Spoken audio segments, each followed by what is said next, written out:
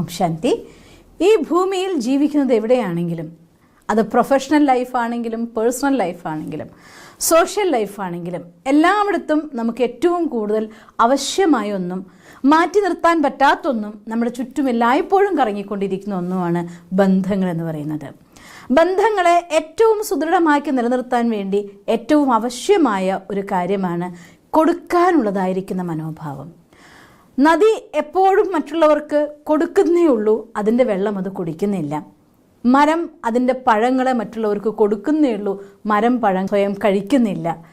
കാറ്റ് ആ വായുവിന് മറ്റുള്ളവർക്ക് ശ്വസിക്കാൻ വേണ്ടി വീശിക്കൊണ്ടേയിരിക്കുക, അത് കറങ്ങി നടന്നുകൊണ്ടിരിക്കുകയാണ് മറ്റുള്ളവർക്ക് സുഖം കൊടുക്കാൻ വേണ്ടിക്കൊണ്ട്. ഈ ഭൂമിയിലെ പ്രപഞ്ചത്തിലെ പ്രകൃതിയിലെ എല്ലാ സാധനങ്ങളും നമുക്ക് തരുന്നൊരു സ്വഭാവമുണ്ട്, അത് കൊടുത്തുകൊണ്ടിരിക്കുകയാണ്. കടല് കൊടുത്തുകൊണ്ടിരിക്കുകയാണ്, സൂര്യൻ കൊടുത്തുകൊണ്ടിരിക്കുകയാണ്.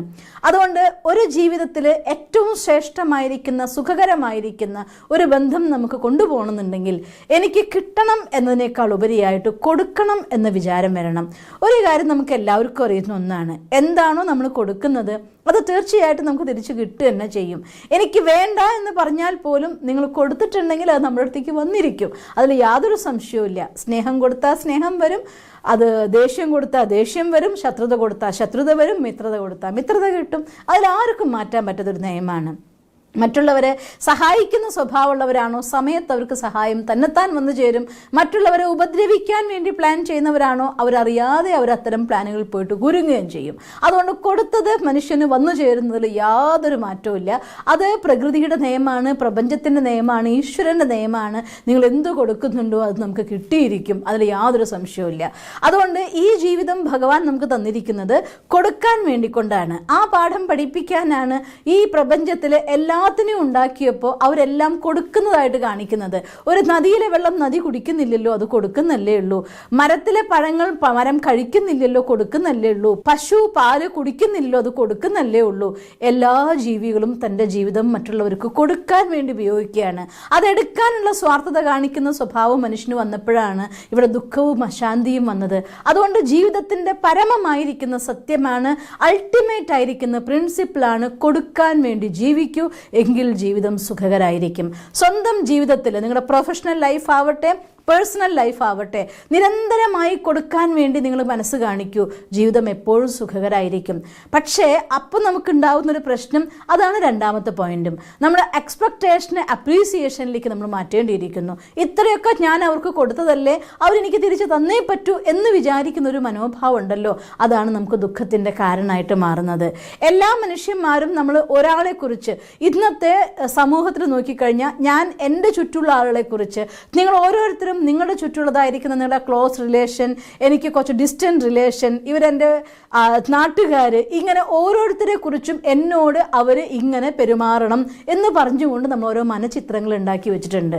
ആ മനഃചിത്രങ്ങളുടെ ആധാരത്തിൽ എല്ലാവരും നമ്മളോട് പെരുമാറുന്നത് എങ്കിൽ നമ്മൾ അതിനോട് വിഘടിക്കാൻ നിൽക്കും. എൻ്റെ ചിത്രവും അവരെന്നോട് പെരുമാറണം എന്ന് കരുതി ഉണ്ടാക്കി വെച്ച മനഃചിത്രവും അവരെ എന്നോട് പെരുമാറുന്നതായിരിക്കുന്ന രീതിയും ഇത് രണ്ടും സിമിലർ ആണ് എങ്കിൽ എനിക്ക് സന്തോഷമായി. അഥവാ ഇതിലൊരല്പം വീഴ്ച വന്നുവെങ്കിൽ കുറച്ച് വിഷമായി, വ്യത്യസ്തമായി പെരുമാറിയെങ്കിൽ ഞാൻ ദുഃഖിയായി മാറി, അവരെന്നോട് മോശമായി പെരുമാറി എന്ന് ഞാൻ മുദ്ര കുത്തുന്നു.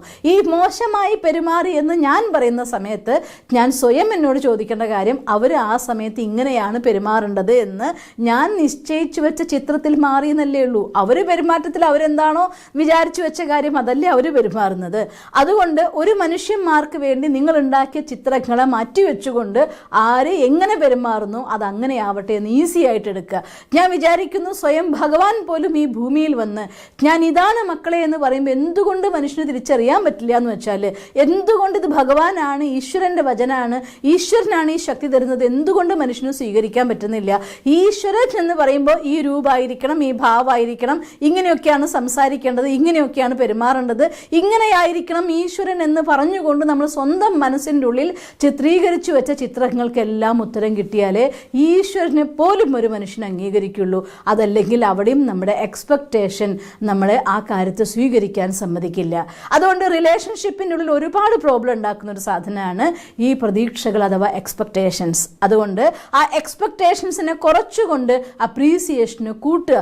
അവർ തരുന്ന ഓരോ ചെറിയ കാര്യത്തിന് പോലും താങ്ക്സ് പറയൂ, കൺഗ്രാജുലേഷൻ പറയൂ. അവർ തന്ന എല്ലാം നിങ്ങൾ അങ്ങോട്ട് അപ്രീഷിയേറ്റ് ചെയ്യൂ, അംഗീകരിക്കൂ, അംഗീകാരം നൽകൂ. സ്വാഭാവികമായിട്ടും അവർ നിങ്ങൾക്ക് തരാൻ അറിയാതെ സംഭവിച്ചു പോകും. നേരത്തെ ഫസ്റ്റ് പറഞ്ഞ ലോ ഉണ്ടല്ലോ, for every action there is equal and opposite reaction. അവർ അതേപോലെ നിങ്ങളോട് നന്നായി പെരുമാറാൻ തുടങ്ങും.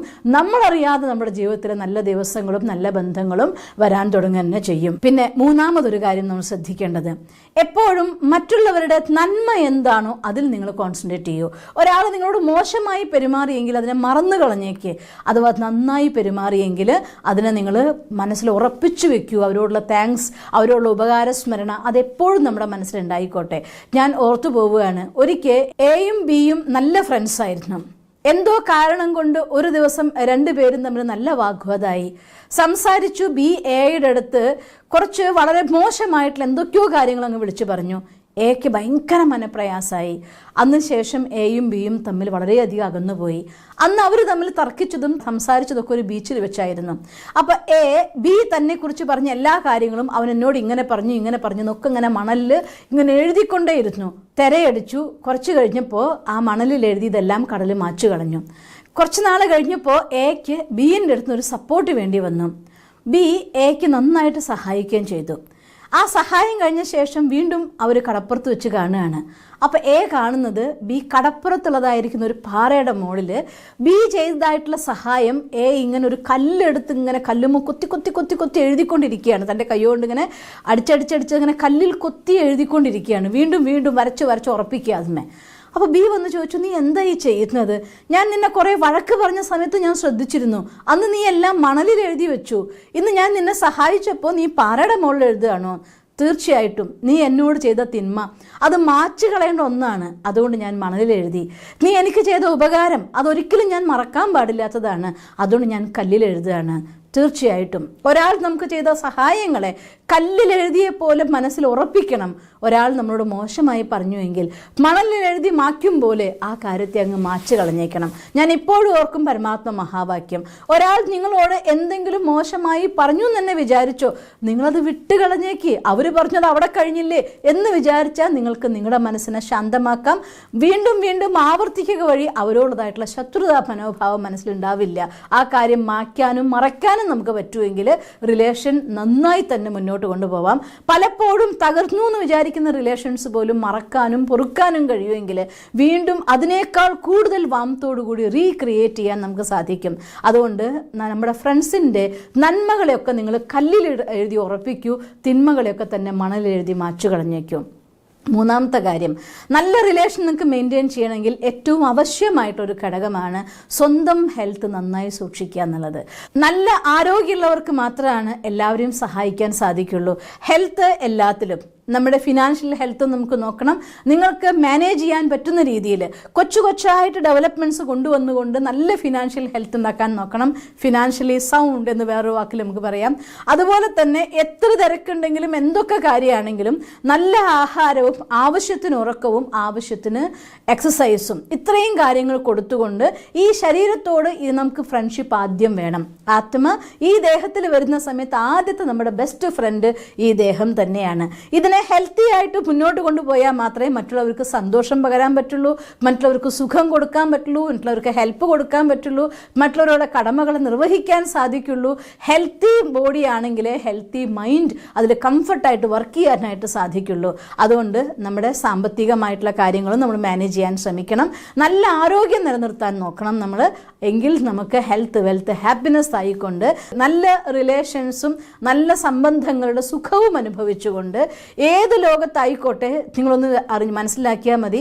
മറ്റൊന്നും നമ്മുടെ കയ്യിലില്ലെങ്കിലും നമുക്കെല്ലാം തരാനുള്ളതായിരിക്കുന്ന ഒരു കൂട്ടം കൂട്ടുകാർ, ഒരു കൂട്ടം നല്ല ആളുകൾ നമ്മുടെ കൂടെ ഉണ്ടെങ്കിൽ അതിനോളം ശക്തി മറ്റൊന്നിനില്ല എന്ന് പറയാം. അതുകൊണ്ട് നമ്മളോടുള്ള ബന്ധം നന്നാക്കുക, ഈശ്വരനോടുള്ള ബന്ധത്തിലൂടെ നമ്മളോടുള്ള ബന്ധത്തിനെ പരിപോഷിപ്പിക്കുക, അതിലൂടെ മറ്റുള്ളവരുമായിട്ടുള്ള നല്ല റിലേഷൻ ക്രിയേറ്റ് ചെയ്യുക. ആ നല്ല റിലേഷൻസിലൂടെ കൊടുത്തുകൊണ്ട് ജീവിതം ആനന്ദദായകമായി മുന്നോട്ട് കൊണ്ടുപോവുക. അങ്ങനെ എന്നും കൊടുത്തും ആനന്ദിച്ചും നിറഞ്ഞുകൊണ്ട് ജീവിക്കുന്ന ഒരു ജീവിതം നിങ്ങൾക്കുണ്ടാവട്ടെ എന്ന് സർവശക്തനായ ഭഗവാനോട് പ്രാർത്ഥിക്കുന്നു. ഓം ശാന്തി. ദിവസം തോറും ജീവിത വിജയങ്ങൾക്ക് വെളിച്ചം വീശുന്ന പുത്തൻ വീഡിയോകൾക്കായി ഞങ്ങളുടെ യൂട്യൂബ് ചാനൽ സബ്സ്ക്രൈബ് ചെയ്യൂ. നോട്ടിഫിക്കേഷൻ ലഭിക്കുന്നതിനായി ബെൽ ഐക്കൺ ക്ലിക്ക് ചെയ്യൂ. ഒപ്പം ഞങ്ങളുടെ ഫേസ്ബുക്ക്, ട്വിറ്റർ, ഇൻസ്റ്റാഗ്രാം പേജുകൾ ഫോളോ ചെയ്യൂ. നന്ദി.